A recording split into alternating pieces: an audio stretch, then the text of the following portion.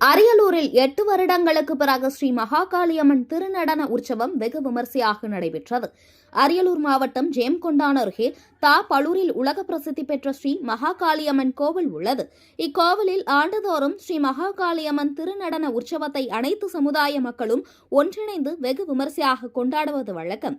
இந்நிலையில் கடந்த 2017ஆம் ஆண்டு ஸ்ரீ மகாகாளியம்மன் திருநடன உற்சவ விழா வெகு விமரிசையாக நடைபெற்றது.